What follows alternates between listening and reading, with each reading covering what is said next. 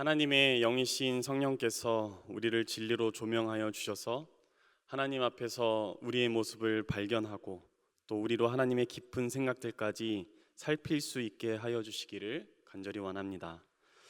어제부로 제가 담당했던 2025년 하반기 말씀 나눈 바는 종강을 했습니다. 올해 상반기에는 제가 맡은 이 말씀 나눈 반이 폐강을 했거든요. 사실상 제가 말씀 나눈 반을 진행한 것은 이번이 처음이었습니다. 처음이어서 그랬는지 함께 모인 분들이 열정적이어서 그랬는지 은혜가 가득하고 가르치는 저 또한 오히려 배우는 귀한 시간을 보냈습니다. 여러분도 아시다시피 사복음서는 신약 성경에서 복음서로 불리는 마태, 마가, 누가 그리고 요한복음을 통칭하는 표현입니다. 그래서 지난 8주 동안 각 복음서의 특징, 역사적인 배경, 주제에 관하여 함께 살펴보는 시간을 가졌는데요. 그 가운데 여러분들과 나눌 부분은 이 마가복음의 주제입니다. 마가복음에 흐르는 주제가 몇 가지 있는데요. 소개하자면 이렇습니다. 인자와 하나님의 아들에 관하여, 또 깨닫지 못하고 오해하고 거절하는 제자들과 또한 예수 그리스도의 십자가에 관하여, 그리고 나머지 하나는 이 하나님의 통치입니다. 그런데 마가복음을 자주 읽어보신 분들이라면 아마 의아할 것입니다. 왜냐하면 마가복음에서 하나님의 통치라는 표현들이 자주 발견되지 않기 때문입니다. 오히려 하나님의 통치라는 표현보다는 하나님의 나라라는 표현이 더 많이 등장하지요. 당장 마가복음을 시작하는 그 시작 부분에서도 이렇게 말합니다. 이르시되 때가 찼고 하나님의 나라가 가까이 왔으니 회개하고 복음을 믿으라 하시더라. 또한 오늘 본문도 이렇게 시작합니다. 26절이죠.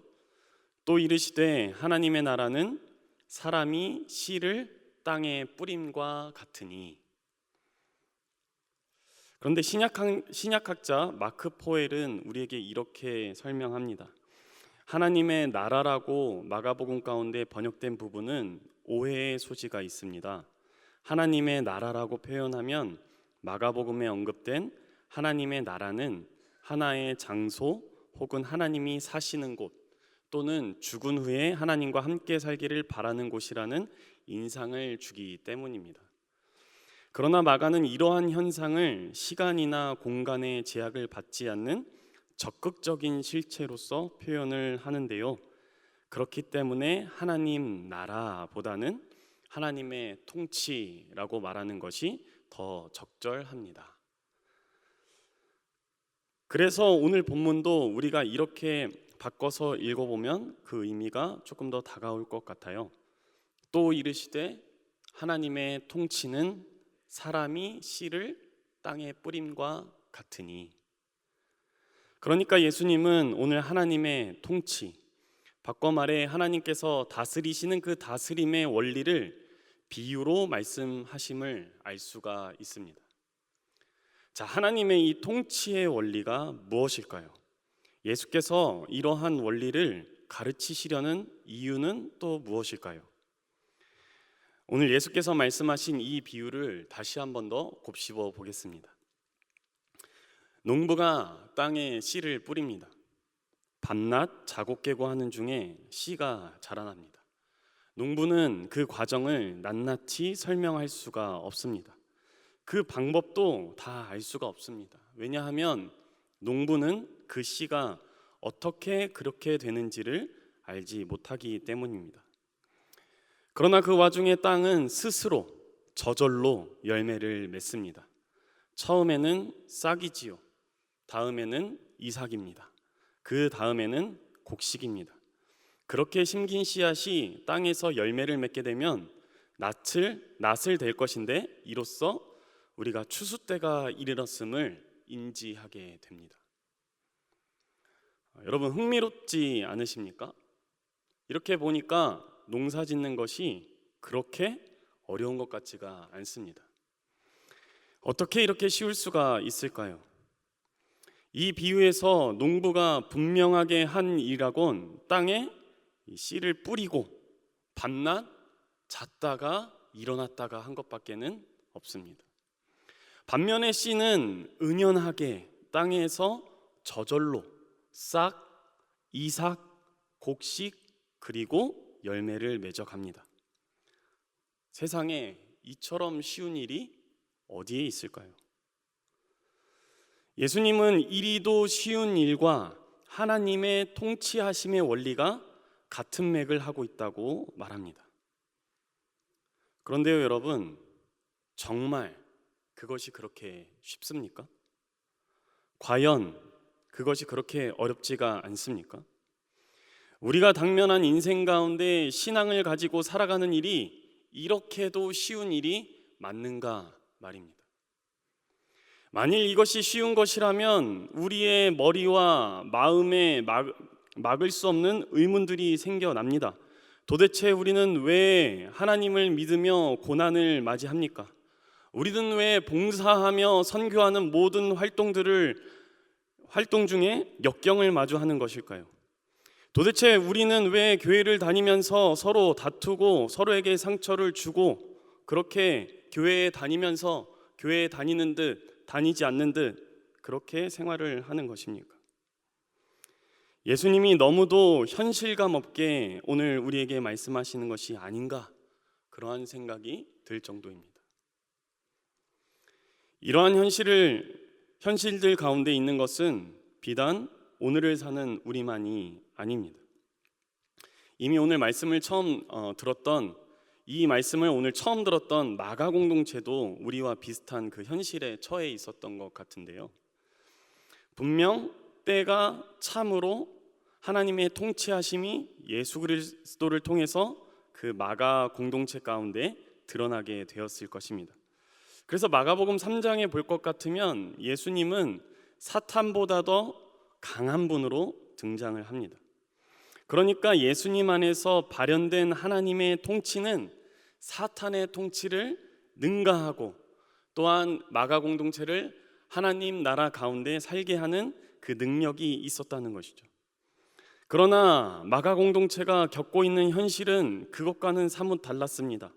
마가복음 13장에 볼 것 같으면 그들이 당면한 고난은 전무후무하며 그들의 환난은 공동체 안팎에서 일어나고 있음을 우리에게 알려줍니다.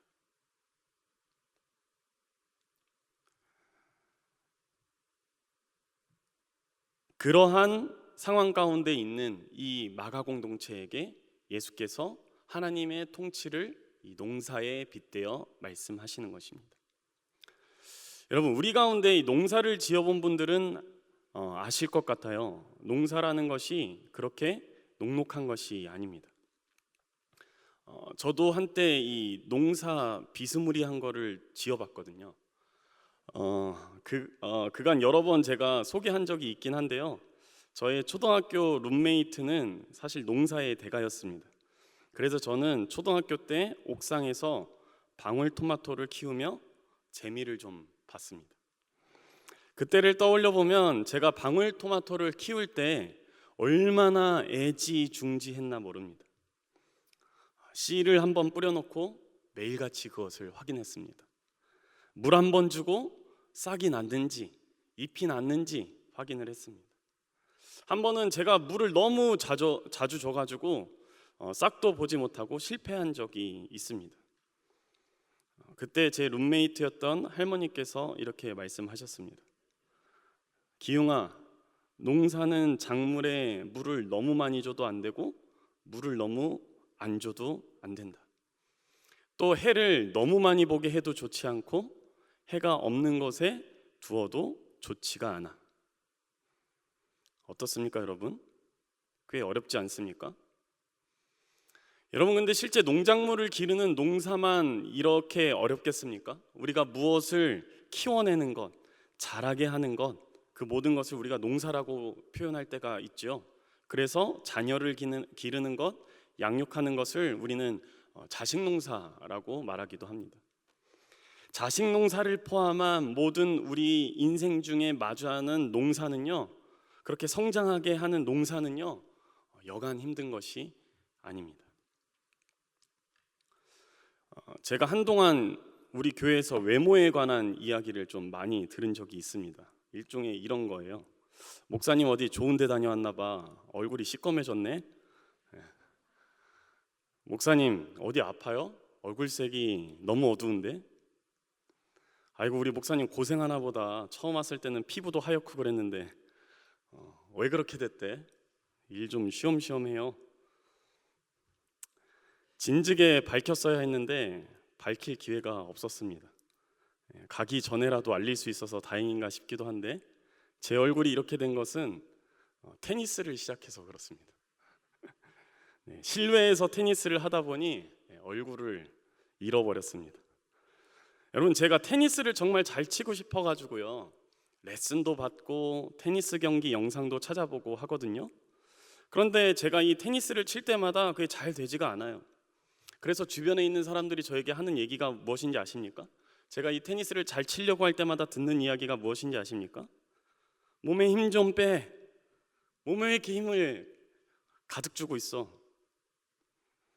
테니스 구력이 오래되신 분들, 테니스에 대해서 잘 아시는 분들, 또 테니스 코치님, 사람들은 정말 다양한데 그 다양한 사람들의 입에서 한결같이 나오는 이야기는 힘 좀 빼라, 자연스럽게 해라 라는 말입니다. 테니스만 그런 게 아니에요. 여러분은 잘 모르실 수도 있었는데 저는 그 노래도 잘하고 싶어 하거든요. 저 정릉교회에 온 지 얼마 안 됐을 때 한 성도님이 저에게 그러셨어요. 목사님, 생목인데 찬양은 곧잘 하시네요. 인정하고 싶지 않지만 사실입니다. 그렇게 생목으로 4년간 찬양 인도를 했더니 이상하게 최근에 노래하는 게 너무 힘들어졌습니다. 그래서 더 이상은 안 되겠다 싶어서요, 근래 음성 치료를 받으러 병원에 갔습니다. 가서 원래 노래를 잘하는 게 아니었는데 목소리를 잃어버린 것 같아요 라고 이제 제가 치료사님께 상담을 받았습니다.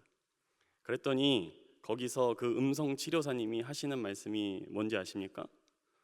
환자분, 목소리를 낼 때 다른 사람, 보통 사람에 비해 2배나 힘을 주시는 것 같아요.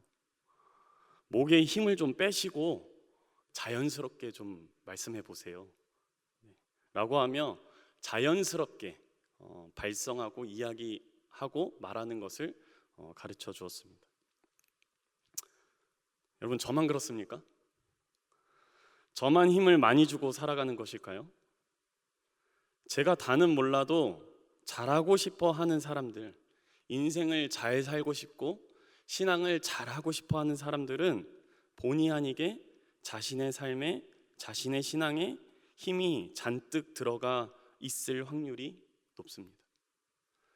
자기 손으로, 자기 힘으로 모든 것을 감당하려고 하지요. 가정을 세워나가는 것, 교회를 세우는 것, 이 땅 가운데 하나님의 나라를 이루어가는 것에서 그 모든 영역에서 자기 자신을 분명하게 하려고 하고 자신의 힘으로 모든 것을 해내려고 한다는 거예요. 그런데 그렇게 되면 어떻게 될까요? 이시카와 다쿠치가 쓴 기적의 사과라는 책이 있습니다. 이 책은 저의 선생님 중에 한 분이 오늘 우리가 읽은 이 본문으로 설교를 하실 때 소개하셔서 알게 된 책인데요, 오늘 본문과 정말 찰떡같이 어울리는 책이라 여러분들에게도 소개를 해드립니다. 이 책의 주인공은 기무라입니다. 기무라는 처음부터 농사를 짓는 사람이 아니었습니다. 그는 제조회사에 취직을 했었는데 그러다가 회사를 다닌 지 1년 반 만에 그 회사에서 회사를 때려칩니다. 그러고는 처가의 농사를 이어받아 귀향을 해요. 그가 맡게 된 일은 사과 농사였습니다. 그런데 사과 농사만큼이나 사람의 손을 많이 타는 것이 없다고 하더라고요. 특히 사과 농사는 농약을 치는 것이 통상 3분의 2라고 합니다. 그래서 그렇게 농약을 치는 횟수가 많습니다. 그러나 더 어려운 것이 있으니 농약을 칠 때마다 다 똑같은 농약을 치는 것이 아니라는 거예요. 그래서 오죽하면 사과 농사를 위해서는요, 방제 달력이라는 것도 있다고 합니다. 요 때에 요 농약을 얼만큼 치고 또 그 다음에는 얼만큼 치고 다른 농약을 쓰고 이러한 달력 말입니다. 그렇게 농약을 쳐서 사과나무의 잎이 새하얗게 될 정도로 농약을 치면 사과가 쑥쑥 자란다고 합니다. 그리고 그래야 사과나무가 열매를 많이 맺고, 농약을 많이 칠수록 소비자들은 맛있고 건강한 사과를 맛볼 수 있게 된다고 합니다. 그런데 이렇게 농약을 많이 칠수록, 농부들이 농약에 노출이 많이 될수록 그들의 건강은 상하게 됩니다. 그래서 기무라의 아내도 사과나무에 농약을 치고 오는 날이면 몇 날 며칠을 알아 누워야만 했습니다. 그러던 어느 날 기무라는 서점에서 자연농법이라는 책을 발견하게 됩니다. 그 책을 지은 후쿠오카는 인간의 지혜를 부정하며 인위적인 행위 일체가 사과 농사에 쓸모없다라는 주장을 해요. 이런 방법이 있다니.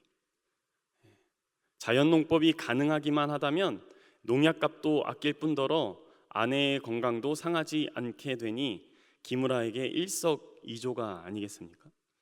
그래서 그는 자연농법에서 알려주는 방법대로 사과나무에 농약을 치지 않기로 결심을 합니다.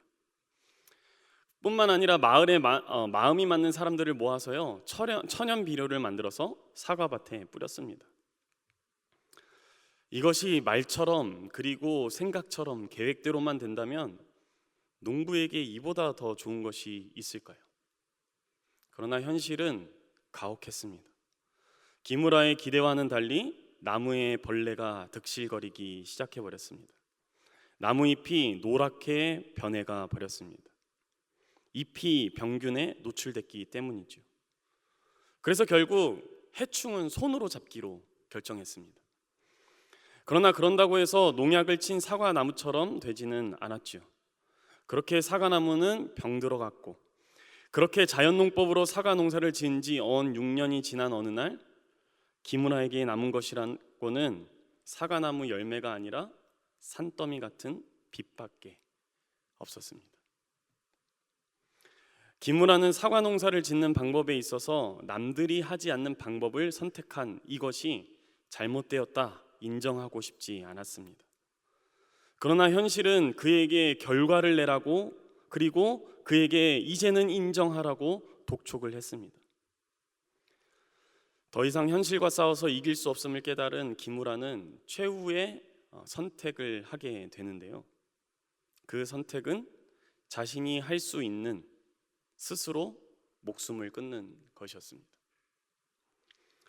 기무라는 창고에 가서 밧줄을 챙겨 아무도 없는 야산에 올라갑니다.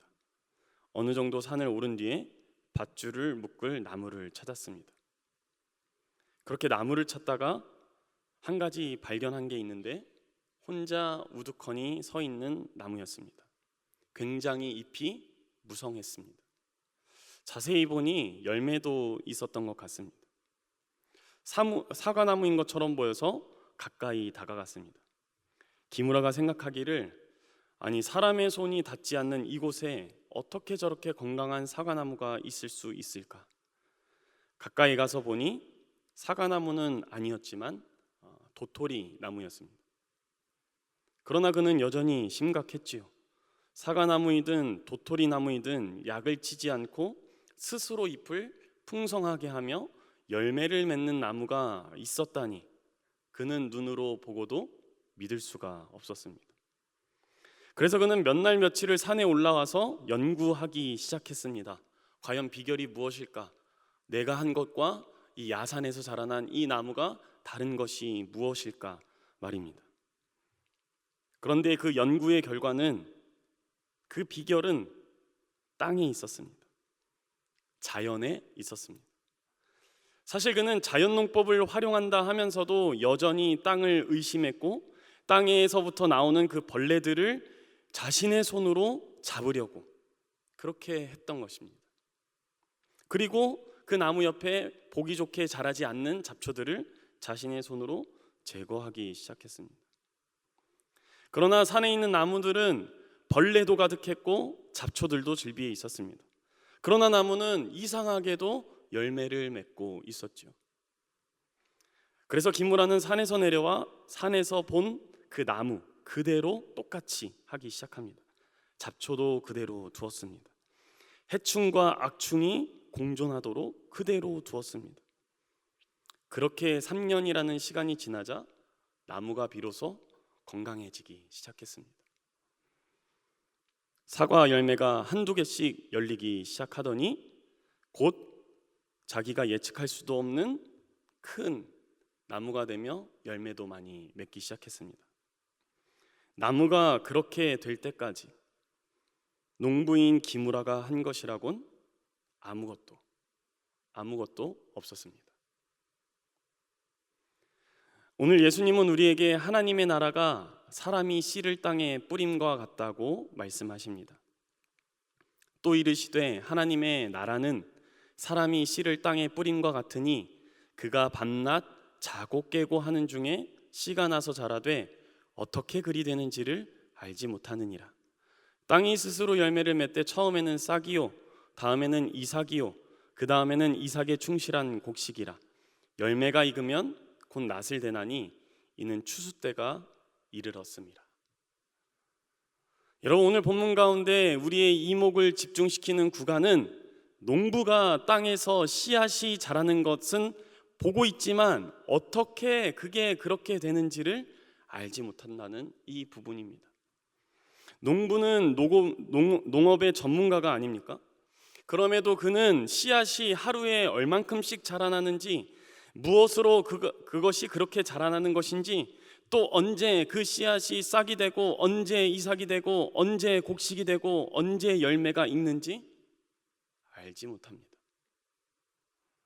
농부는 그것을 은연하게 알 따름입니다. 여러분, 은연하다의 의미가 무엇인가요?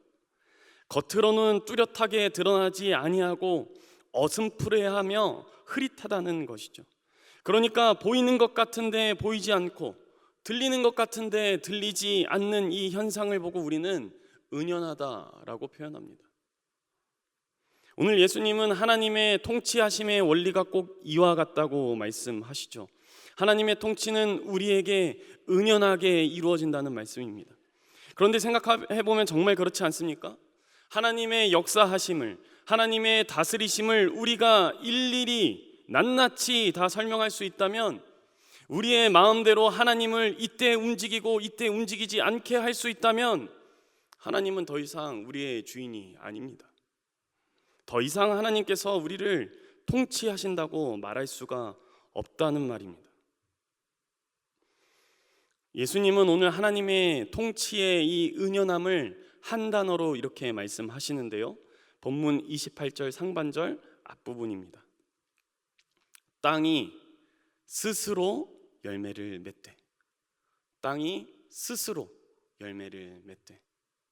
예수께서 땅이 열매를 맺는 그 원리를 스스로, 새한글 성경에 보니 저절로라고 합니다.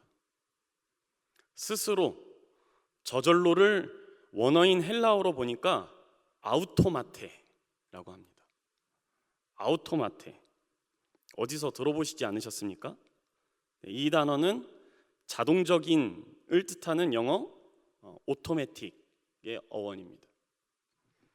이 단어가 구약 성경에서, 나아가 성경 외에 당시의 유대 문헌에서 어떠한 상황 속에서 사용되시는지 아십니까?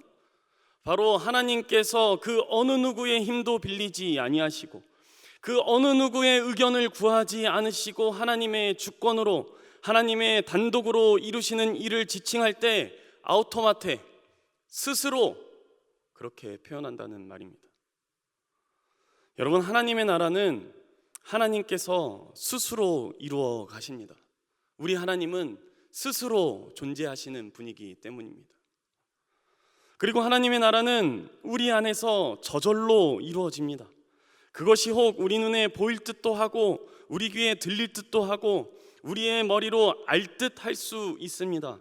그러나 하나님께서는 우리 가운데 은연히 역사하십니다. 하지만 여러분, 하나님의 통치의 원리가 꼭 이렇게 희미한 것만은 아니지요. 오늘 본문 가운데 우리는 은연한 것 외에 분명한 것을 한 가지 발견할 수 있는데요. 그것이 무엇이냐면 땅에 떨어진 씨앗의 성장 과정은 낱낱이 설명할 수 없지만 분명한 것은 그 씨앗이 땅에 떨어지면 처음에는 싹이요, 그 다음에는 이삭이요, 그리고는 이삭이 알찬 곡식이 되며 열매가 익으면 낫을 될 때가 온다. 곧 추수할 때가 당도한다는 이 사실입니다. 원리는 알 수 없지만 그날은 반드시 우리에게 찾아온다라는 사실입니다. 그리고 또 하나 찾아보니 발견할 수 있는 분명한 것이 있는데 그것은 농부가 땅에 씨앗을 심는다라는 이 행위입니다. 농부가 씨앗을 성장하게 하는 직접적인 요인은 절대 아닙니다만 극단적인 비유일 수 있습니다만 오늘 본문에서 농부가 씨앗을 성장하게 하는데 일조하지는 않지만 단 하나, 농부는 씨앗을 땅에 심습니다. 그럼 여기서 궁금한 것이 하나 생기죠. 농부는 과연 누구일까? 종종 여러 비유에서 예수께서는 이 농부를 하나님을 빗댄 표현으로 사용하실 때가 있습니다. 하지만 앞서서 말씀드린 것처럼 이 비유에서는 씨앗이 이 자라나는 현상을 눈에 보이지 않는 스스로 저절로라고 말합니다. 그것은 정말 알아서 그렇게 되는 것이 아니라 하나님의 간섭하심과 하나님의 돌보심과 통치하심을 드러내려고 하는 놀라운 표현이죠. 그러니까 이 저절로 스스로 안에 이미 하나님께서 역사하시는 것이 있으니 농부는 하나님이 아닌 것이 됩니다. 그렇다면 이 농부는 하나님이 아니라 복음을 선포하는 하나님의 백성이라고 보아야 할 것입니다.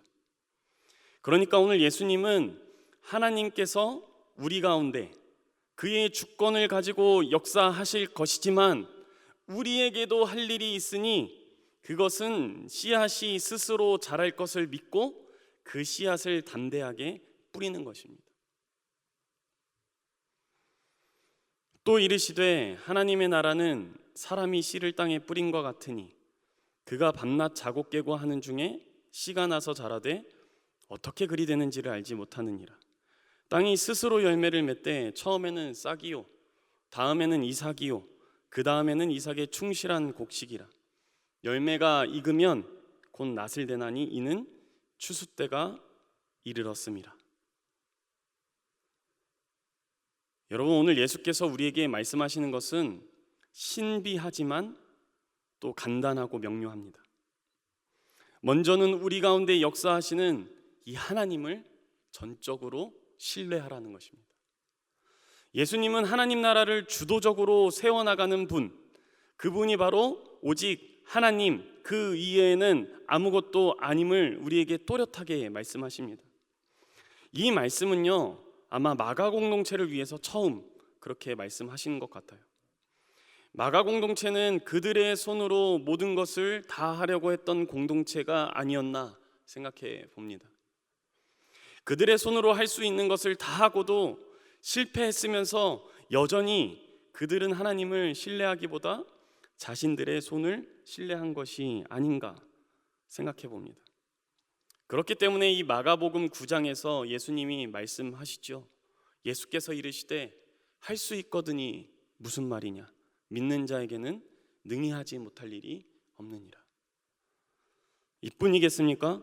마가복음 11장에서 예수님은 무화과 나무의 저주와 성전을 청결하게 하심을 통해 마가 공동체에게 알게 하시죠.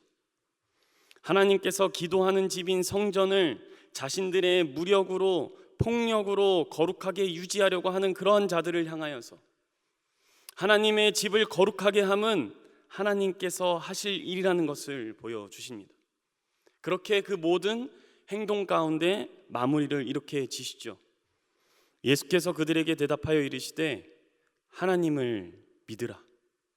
내가 진실로 너희에게 이르노니 누구든지 이 산더러 들려 바다에 던져지라 하면 그 말하는 것이 이루어질 줄 믿고 마음에 의심하지 아니하면 그대로 되리라. 하나님께서 그렇게 하실 줄을 믿는 그 믿음으로 살아가도록 예수께서 말씀하십니다. 사랑하는 정릉의 성도 여러분, 이 땅에서 하나님의 통치하심을 경험하시기를 원하십니까? 하나님께서 우리 가운데 살아서 역사하심을 보기 원하십니까? 하나님의 움직이심을 통해 이 땅에 하나님의 나라가 편만해지기를 소망하십니까? 그렇다면 우리는 하나님을 믿어야 합니다. 하나님을 믿되 온전히 믿어야 합니다. 우리의 뜻과 우리의 생각이 하나님의 통치하심에 간섭하고 막아서는 안 됩니다. 우리의 주도적인 것들을 내려놓아야만 합니다. 또 한 가지 우리가 해야 할 일이 있다면 우리는 추수할 때가 우리에게 당도하기까지 우리는 인내하며 기다려야만 합니다. 그때를 보지 못하고 우리가 포기하면 하나님께서 우리에게 이루어진 그 모든 일들을, 그 끝까지 이루실 그 일들을 우리는 볼 수가 없습니다. 내 뜻대로 이루어지지 않는다고 하여서, 내 계획에 맞춰서 하나님이 역사하지 않는다고 하여서 포기한다면 우리는 하나님을 믿는다고 말하지만 결국 하나님을 믿는 것이 아니라 우리 자신을 믿었다는 것을 드러나게 되지요. 그리고 마지막으로 우리가 해야 할 일이 있다면 하나님께서 우리에게 맡기신 한 가지, 그 씨앗을 땅에 심어야만 합니다. 하나님의 역사하심은 다 설명할 수 없어도 하나님께서 우리에게 주신 그 말씀, 그 복음은 분명하지가 않습니까? 우리는 그 복음을 전하기에 여념이 없어야겠습니다. 여러분, 지난 4년 동안 저는 우리 정릉교회에서 목회를 잘 배우고 싶었고 또 목회를 잘 하고 싶었습니다. 그래서 열심히 해보려고 최선을 다 해보았는데 제가 뜻한 일보다 뜻하지 않은 일들이 더 많았습니다. 더욱이 제가 감당할 수 있는 일보다 제가 감당할 수 없는 일들이 더 많았던 것 같습니다. 그런데 이제 와서 생각해보니, 그리고 지금의 저를 보니까 확실히 4년 전보다 더 성장한 것 같습니다. 처음에는 왼쪽이 어디인지 오른쪽이 어디인지 구분하지도 못하는 어린 목사였는데 모르겠습니다. 어떻게 성장했는지, 어떻게 지금 이때까지 올 수 있었는지 설명하기 어렵습니다. 또 제가 지금 싹인지 이삭에 있는지 곡식인지 열매인지 여러분들에게 확실히 증명할 수가 없습니다. 하지만 분명한 것은 하나님께서 제가 다 알지 못하는 중에 여러분을 통해 저를 지금 이 자리까지 성장시키셨다는 것, 그리고 또 지금의 모습이 되기까지 저를 인도하셨다는 것은 분명한 사실입니다. 그래서 저는 기대합니다. 하나님께서 앞으로 제 인생을 어떻게 통치해 나가실지, 어떻게 어디까지 성장시키실지, 또한 우리 정릉교회를 이 정릉지역과 우리나라를 위해 어떻게 세워나가시며 어떻게 사용하실지를 저는 오늘도 기대합니다. 우리에게 추수할 때가 이를 때까지 믿음을 잃지 않고 오직 하나님만을 의지함으로 은연하게, 그러면서도 분명하게 이루어지는 그 하나님의 통치를 목격하고 경험하는 복된 삶을 살게 되시기를 간절히 소망합니다. 또 이르시되 하나님의 나라는 사람이 씨를 땅에 뿌린 것 같으니 그가 밤낮 자고 깨고 하는 중에 씨가 나서 자라되 어떻게 그리 되는지를 알지 못하느니라. 땅이 스스로 열매를 맺되 처음에는 싹이요 다음에는 이삭이요 그 다음에는 이삭의 충실한 곡식이라. 열매가 익으면 곧 낫을 대나니 이는 추수할 때가 이르렀음이라. 아멘. 기도하겠습니다. 하나님, 우리 정릉교회를 사랑하셔서 우리에게 믿음을 허락하심에 감사합니다. 하나님, 우리가 사는 그날까지 우리가 믿음 없는 자처럼 되지 않게 하시고 우리의 믿음 없음을 오히려 도우셔서 우리 가운데 하나님께서 이루어 가시는 그 하나님 나라의 역사, 하나님께서 우리의 삶을 간섭하시고 돌보시는 그 모든 것들을 경험하며 즐겁게 하나님께서 우리에게 허락하신 삶과 또한 그 신앙을 다할 수 있도록 인도하여 주옵소서. 감사드립니다. 예수님의 이름으로 기도하옵나이다. 아멘.